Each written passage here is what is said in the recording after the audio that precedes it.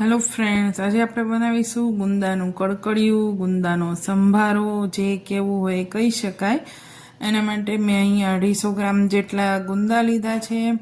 એને આપણે આવી રીતે દસ્તાની મદદથી ટીચી અને અંદરથી એનો ઠળિયો કાઢી લેવાનો છે. જો બહુ ચીકાસવાળું હોય તો સહેજ મીઠું લેવાનું છે અને ચપ્પુ મીઠાવાળું કરી અને આવી રીતે કાઢી લેવાના છે. જોઈ શકો છો. આ ખાવામાં બહુ જ ટેસ્ટી લાગે છે અને આને જો એકદમ કડક કરી અને કડકડિયું પણ કરી શકાય છે. હવે મેં અહીંયા આવી રીતે મરચાં 2-3 મરચાં કટિંગ કરીને લઈ લીધા છે. આવી રીતે હવે એક પેનમાં 1 ચમચા જેટલું આપણે તેલ મૂકવાનું છે.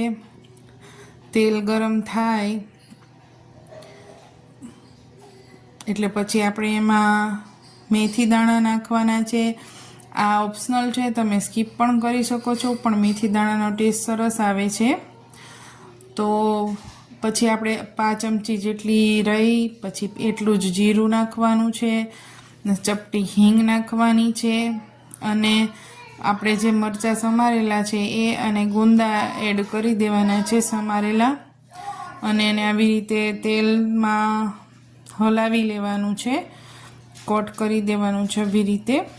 અને પછી સહેજ આમથી હળદર નાખવાની છે અને સ્વાદ પ્રમાણે આપણે એમાં મીઠું ઉમેરી અને સહેજ અમથું ધાણા જીરું નાખવાનું છે ફ્રેન્ડ્સ. અને એને મીડિયમ ફ્લેમથી ચડવા દેવાનું છે. ને મીડિયમ ફ્લેમથી ચડવા દઈને ઢાંકી દેવાનું છે. અને ટેસ્ટ માટે તમે ગળપણ ખટાશ જો ભાવતી હોય તો સહેજ 5 ચમચી જેટલી ખાંડ અને 2-4 ટીપા જેટલું, ટૂંકમાં અડધી ચમચી જેટલું લીંબુનો રસ પણ એડ કરી શકો છો. અને જો ગળપણ ખટાશવાળું ના બનાવવું હોય તો એને સ્કીપ પણ કરી શકો છો. આવી રીતે ઢાંકી અને એને 5 મિનિટ ચડવા દેવાનું છે એકદમ ધીમા તાપે.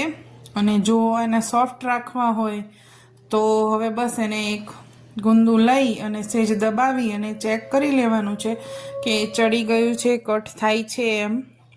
અને જો કડકડિયું બનાવવું હોય, સહેજ કડક કરવા હોય તો ધીમા તાપે તમારે એને ઢાંક્યા વગર થોડી વાર શેકવા દેવાના છે, થોડી વારે હલાવવાનું છે. હવે કોથમરી નાખી અને આવી રીતે ગાર્નિશ કરી લેવાનું છે. તૈયાર છે આપણો ગુંદાનો સંભારો.